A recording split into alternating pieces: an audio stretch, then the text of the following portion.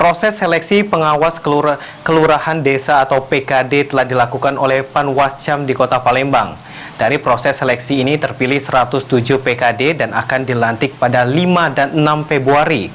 Usai dilantik, PKD akan segera bekerja untuk mengawasi tahapan pemilu di tingkat kelurahan Kota Palembang.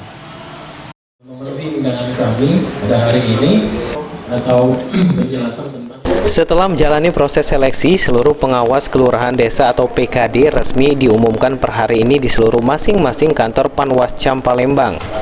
Dalam pengumuman yang dilakukan ada 107 PKD terpilih, di mana satu kelurahan satu orang PKD.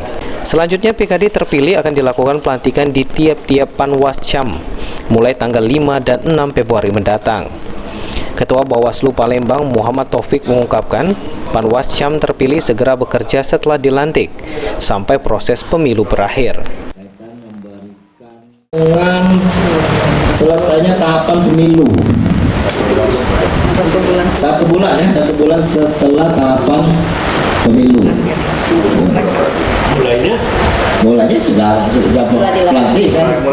Sebelumnya jumlah pendaftar PKD di Kota Palembang sebanyak 900 orang lebih dan yang dinyatakan lulus lalu jalani tahap tes sebanyak 732 orang. Firman Hidayat, PAL TV.